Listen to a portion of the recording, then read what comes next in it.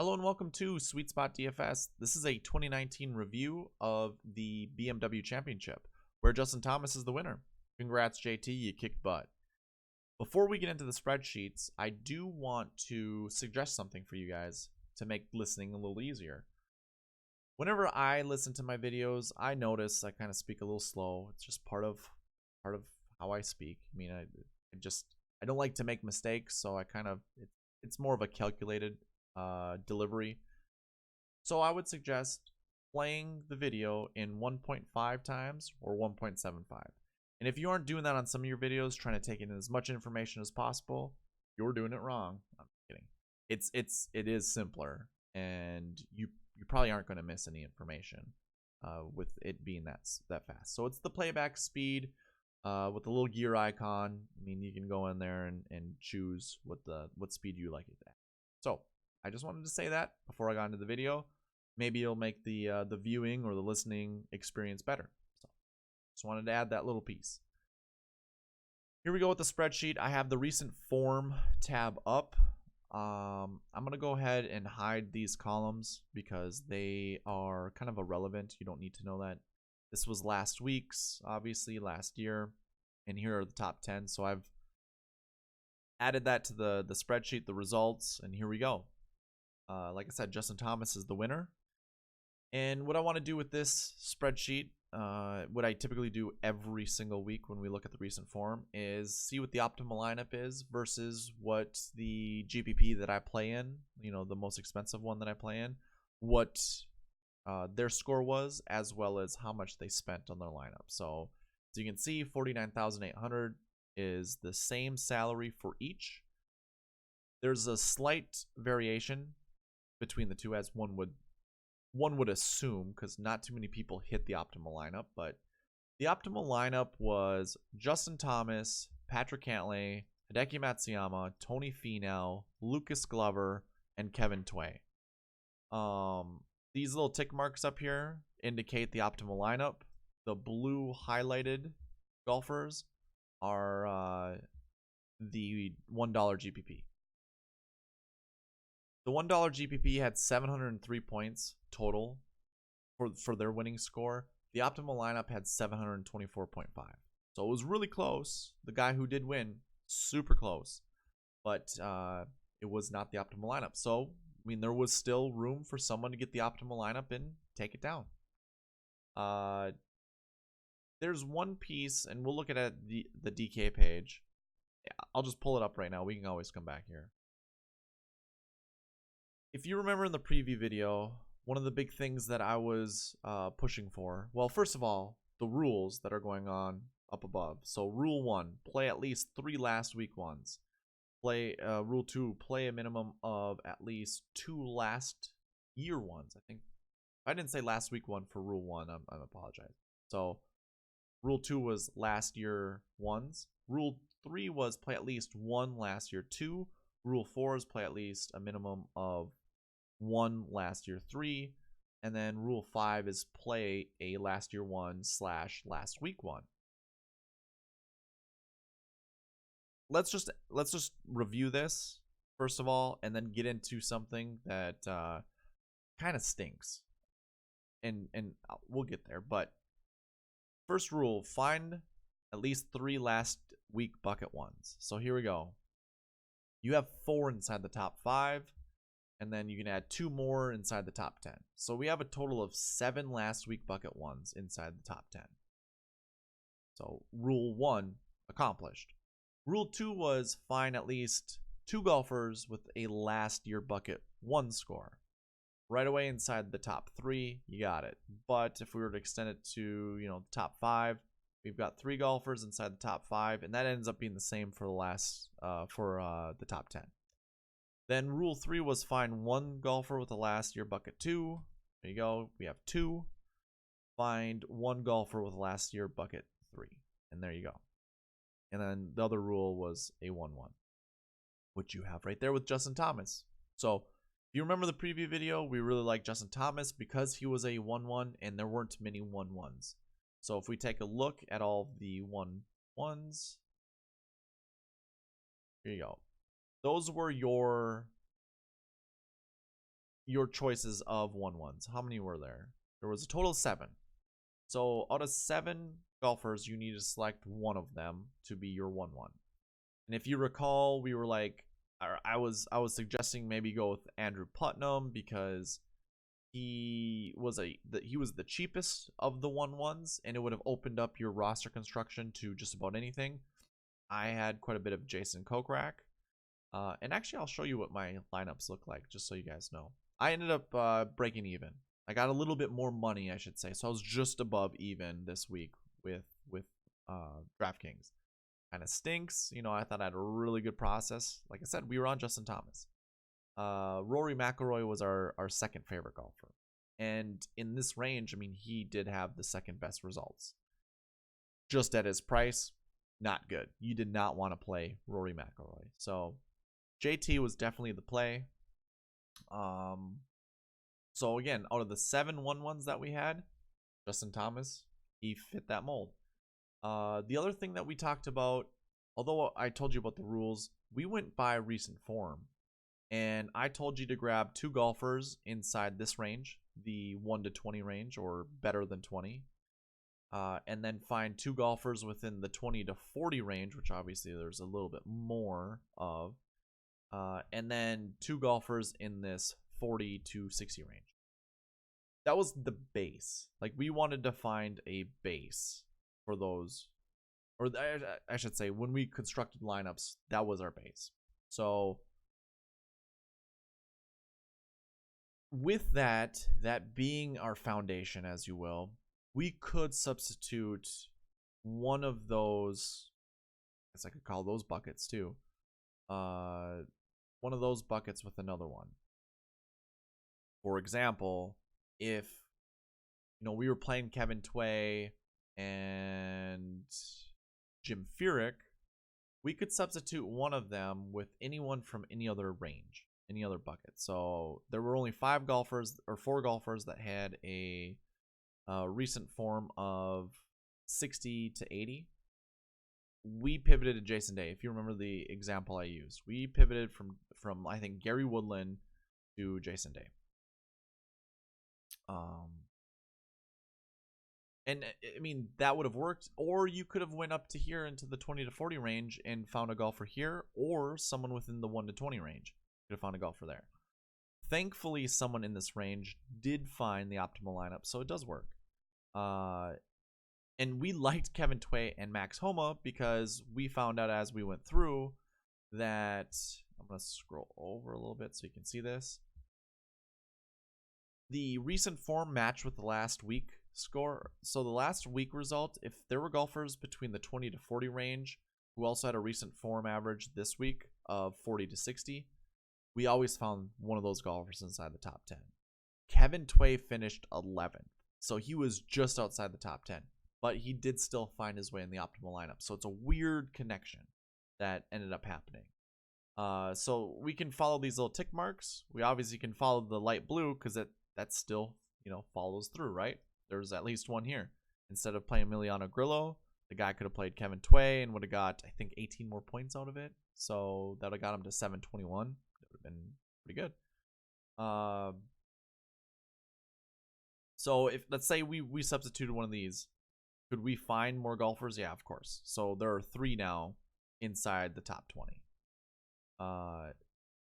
If we grabbed the one golfer with recent form 40 to 60, and then the other one that was supposed to be there, we substitute with the 20 to 40, we could get on Lucas Glover, Hideki Matsuyama, or Patrick Cantlay.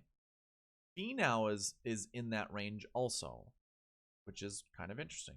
But I guess we could have substituted a 1 to 20. I mean, that wasn't what I suggested, but we could have. You could have. I guess I wouldn't have seen that because there was always a 40 that was inside the top 20, and then there was, or top 10, and then there was also well, we're only looking at 6 golfers, right? Meaning you could have had a bunch of different ones. I guess I didn't really do a count on how many of one range there were, so I didn't say, you know, what the better group to pull from. Obviously, there were more 20 to 40 golfers. for recent form. And just statistics or just, you know, likelihood, that's what range you would have wanted to select more from, because there were just more golfers in it. Okay. Sorry to bore you with that. Just wanted to get through that. The one other piece that we saw, not only did we see Kevin Tway with the recent form 40 to 60 plus the last week of a 20 to 40 range, that was again present in all top 10s. The other thing that was present in all top 10s was this 20 to 40 range and a top 10. And there were a select amount of those golfers, Adam Scott being the other one that we were really high on. Remember, we were high on Patrick Cantlay and we were high on Adam Scott. It was a choice between the two. I never said that in the video. You'll see it in my lineups that I went heavy on Patrick Cantlay or Adam Scott.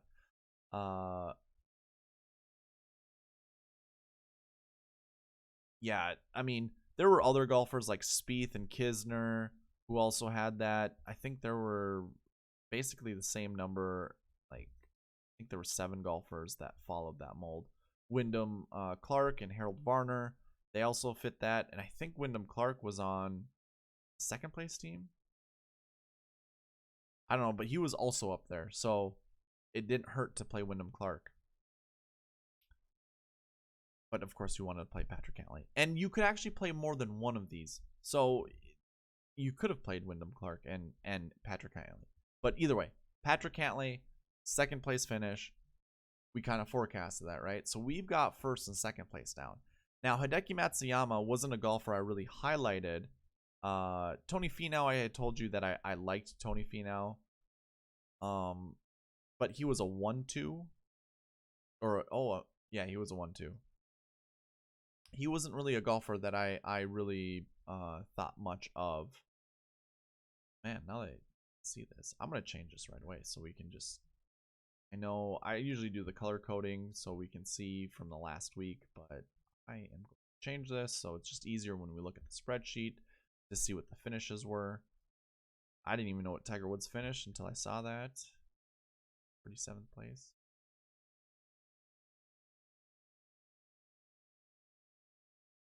Okay, perfect.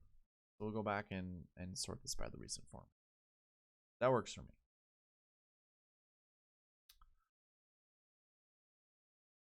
Going back to the Tony Finau and Hideki talk, I really wouldn't know. You know, both of them being 1-2s.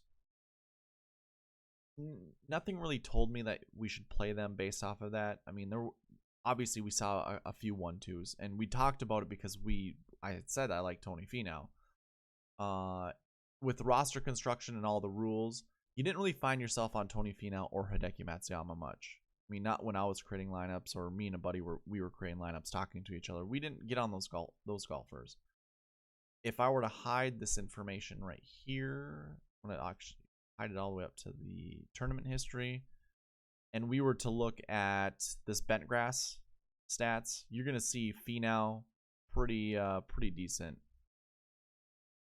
All right, we'll go there. Pretty decent Bentgrass. Same with Hideki Matsuyama. Plus, you know, Matsuyama's tee to green is pretty darn good. Finau's isn't bad. I mean, Finau isn't a bad golfer. It's interesting to see his stats were kind of so poor. But tee to green was one of those things we also looked at. I mean, I don't know if I said it was going to matter, but I didn't actually get into it. I did go through it with a friend of mine as we were looking through the spreadsheet. Tee to green was one of those things that I looked at quite a bit when it came to comparing or, you know, tiebreakers between all the other golfers that fell in those ranges. So let's go ahead and sort it back by the results. Looking at this tee to green, as I said, I thought it was going to matter. Sure enough, it matters. 2 golfers that weren't inside the top 20. And so I color code these. The light green are in this field, they're the top 20. Yellow's 20 to 40. It follows along the same logic as my other ranges that I go with. 0 to 20 is always going to be green or light green. 20 to 40 will always be yellow. 40 to 60 will always be orange. 60 to 80 will always be light red, and 80 or above will always be dark red. I know there's colors over here that don't follow that, or here. It's just, these are kind of more a percentile thing, you know, how many golfers are in that percentile. I give a dark green score just to show how much better they are than anyone else in the field. And in fact, let me just go ahead and sort it this way. So there isn't any rhyme or reason to the colors here. If I were to do a count, that would only be 13 golfers. I don't want you to get confused with looking at the grass stats. Don't do that. This is more of a nice look to see how much more someone's, you know, furthering their stats than someone else. But for these, as I call them, swing stats, by the swing stats, the color coding is what I just told you. So 20 to 40, or 0 to 20. So top 20, obviously, tops in the field here. Again, only 2 really outside of the top 5 that, or within the top 5, did not have a decent tee to green. And then Kevin Kisner is really the only other golfer inside the top 10 that didn't have good tee to green. And of course, if I sort with this, we can see the results over here. You see a lot of light green, meaning top 20. I mean, you got 1st, 2nd, 3rd, 5th, 7th. Pretty darn good. 57th only. Well, I guess what I didn't mean to call out DJ, but either way, tee to green, it mattered. Bent grass, it I don't want to go that way. You want to go the other way. Pretty decent. I mean, these golfers here, pretty sad, you know, having that good of stats, not finding the top 20. We weren't really on Dustin. We weren't really on Jason Day. He was a good pivot from that 40 to 60 range, you know, recent form. Obviously, Day hasn't been playing that well. DJ also has been kind of faltering, not that great. Morikawa's kind of a young dude, hard to play. I didn't play a lot of Morikawa. I might have played one lineup. I just didn't think to play him that much. But Rose was kind of surprising. I think he had a blow up on his last round because he was inside the top 20 or top 10 at one point in time on the leaderboard. I don't know if that was Friday or Saturday's round, but regardless, thought that would have been better for Justin Rose. And 2019 bent pretty good, you know, minus a couple of these golfers. You know, Gary Woodland was kind of a disappointment. He had a really good Saturday round. I thought he was going to have a really good Sunday round and come back for us because Gary Woodland was one of those golfers we really liked. Okay, maybe a little too much rambling there. Here's the realization, guys. This is what kind of stinks. This is what I'd mentioned earlier, that I figured something out that stung. We could follow the rules. We could also follow the recent form, all of that jazz. The fact this happened before in I think at the Desert Classic when I had done these buckets. The buckets just followed through perfectly, much like they did here. Buckets followed through. Even the recent form average kind of followed through. Like they all pretty much lined up to give us the optimal lineup. And if we look at the optimal lineup, you know, you had a 1-1, a 4-1, a 1-2, a 1-2, a 2-3, and a 2-2. So you had your 2s, you had your 1s, you had your 4. You didn't have a 3, not in the optimal lineup, and that's where I'm going at with this. In the rules, playing 3 last week bucket 1s. I know I kind of alluded to it earlier, but you know, you couldn't play these guys in the same lineup because you needed Hideki and Tony. Finau and Matsuyama had over 119 points each. I think Tony Finau had, let's take a look, 125, and Hideki had 119.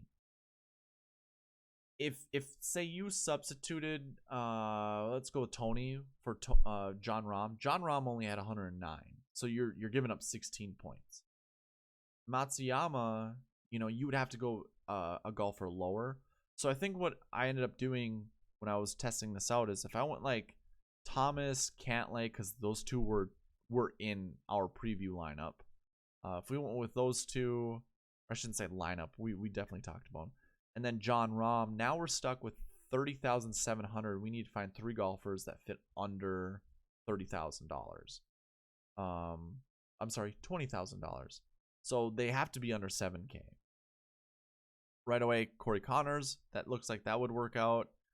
Kevin Tway, that looks like that would work out. So now we're at 43,005, meaning we could do 6,400. So Vaughn Taylor. I did the math for this. I looked at their DraftKings points. So the winner of the $1 GPP was 703 points. This right here, constructing this lineup that I've highlighted, only would have netted you 670 points. So you'd have been 672.5. You'd have been 30 points behind, and you would have fallen in, I think you would have been 32nd place in that GPP. So you would have won $40 off of your $1 lineup. That's a pretty good ROI. The fact of the matter is, you wouldn't have won. You wouldn't have gotten first, second, or third, which would have paid much better money than $40. And that's the harsh realization. The bucket system wouldn't have worked. Now, the bucket system held true. All of the things, all of the rules, all matched up. All of them did. The bucket system hit it right on the button. Right on the button. We just couldn't play those golfers. That's something I have to think of going forward. I know... I shouldn't say I know. I haven't actually... I don't know if I really communicated this in any of my other videos, but it is something that I've talked to with a couple of my friends. Because like the Desert Classic, same thing applied. To have some of those golfers, I mean, if we were to go by salary here, just look at the salary. We wanted to play a 1-1. So let's say, okay, Justin Thomas is the 1-1 we want to play. We also need to find ourselves a 2 and a 3. So like the 3, obviously we go John Rahm, Justin Rose, Justin Thomas. I mean, kind of like what we just talked about. And then, we need to find one golfer that's a 2. Maybe we find a cheaper 2. Let's just go like with, well, it doesn't matter. Basically, yeah, it doesn't matter. All I'm trying to get at is this could easily end up being first place, second place, third place, fourth place, fifth place. It never happens, but it easily could. If that's the case, you can't play all of those golfers inside the top 5, inside the top 5. You do want first and second place, but you wouldn't be able to play those golfers. The perfect storm happened this week with JT, Cantlay, Matsuyama, and Finau. The fact that they were 8,200 and above, with one of them being 10,000, well, 2 of them basically being 10,000. That's what kind of stunk. And it didn't allow you to play a 3. Even if you did like these 4, you found a 2 with, say, Corey Connors. Let's go with Lucas Glover because he's part of the optimal lineup. You came down here to find a 3. So Ben Ann had 77 points. I think it was like, or 75.5. I think that's what, 75.5. So Kevin Tway had 92. So 15 points from 724. That'd be 709. You would have won first place there. So I guess you could have done that, but did that fit the price? No, sorry. We knew that, right? You can't do that. CT Pan, I have no idea how many points he scored, but that gets us right at 50,000. So that he could have been our 3. Recent form was close to the 40, but it wasn't.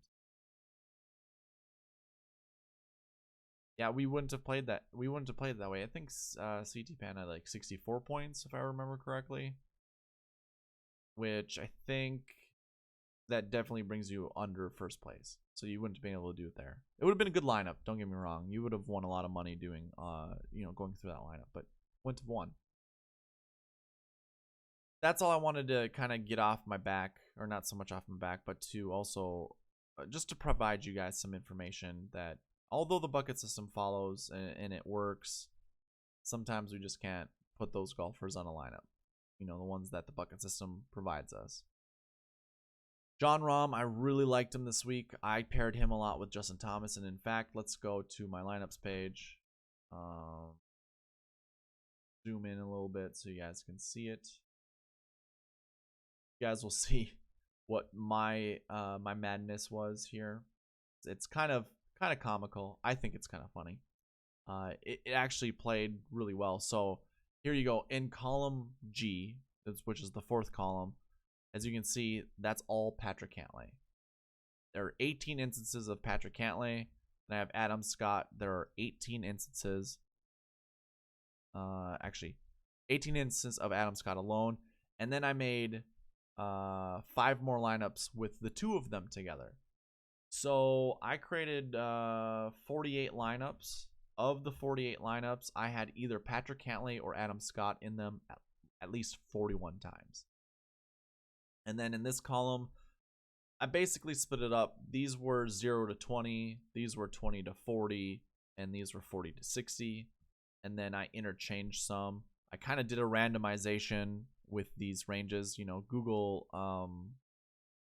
Sheets will allow you to go like one column. You can go ahead and randomize that range, and then it'll just spit them out, just kind of obviously in a random order. But it also helps you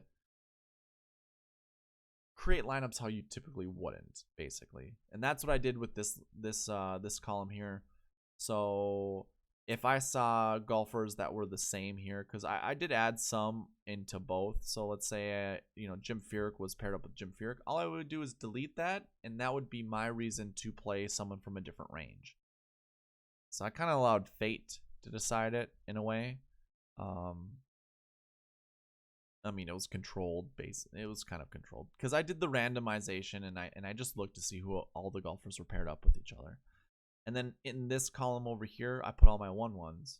I don't know. I knew I only wanted to play one of them, so that's what I did. And then I tried playing all of my 3s. Obviously, like if you look at that, there are so many 3s.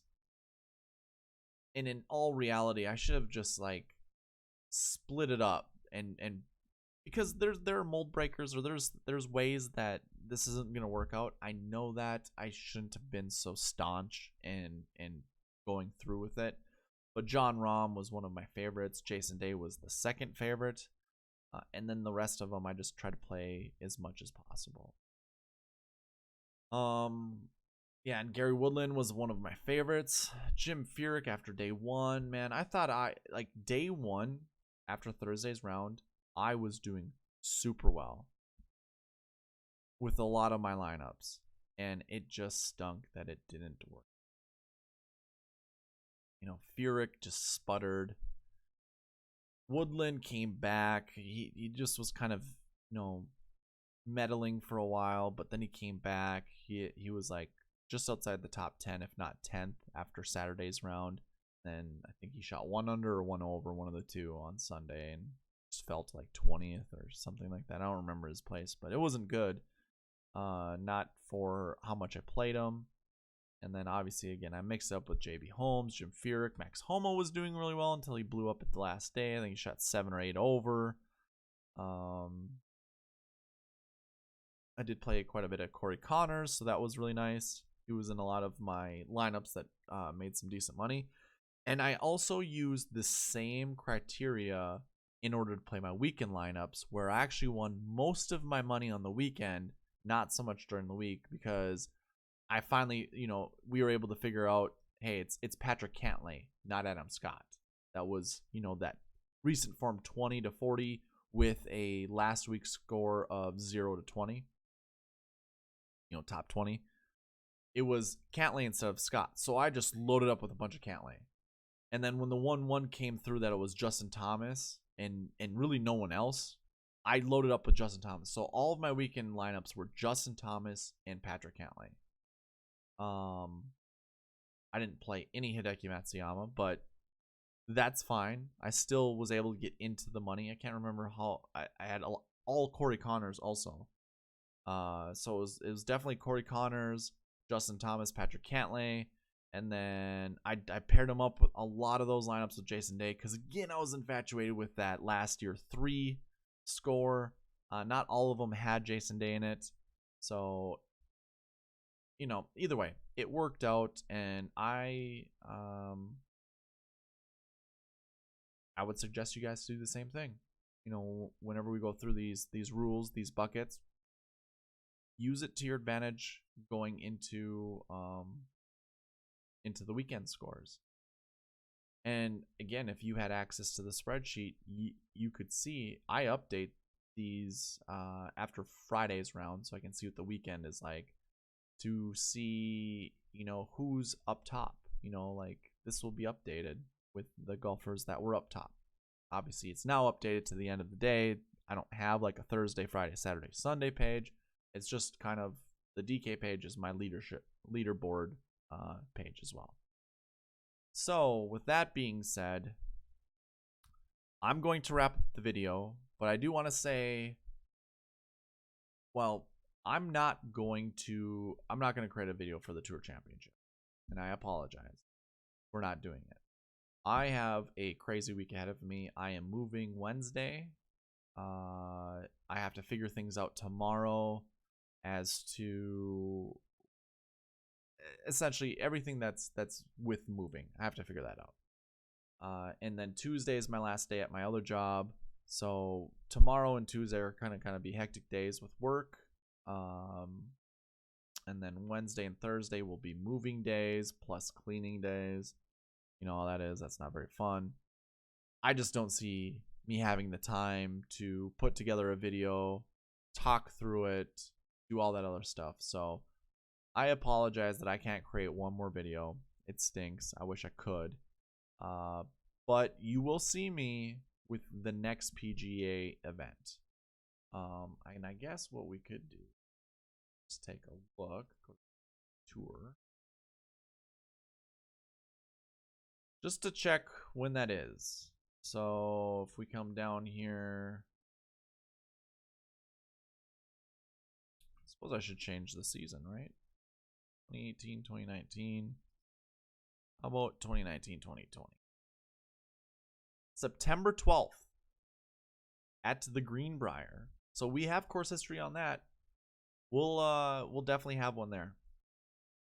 So you can look forward to a video on that week, whatever that Monday or Tuesday is. I will put another video out. Although it'll be also NFL season, I intend to stick with this. So if you've been watching since, I appreciate it, guys. Thank you very much. And I will see you that week, the week of September 12th. Once again, thank you. If you liked the video, leave me a like, comment, subscribe if you haven't, and reach me Twitter, Sweet Spot DFS, and Gmail, sweetspotdfs at gmail.com. Thank you guys, and good luck at the Tour Championship.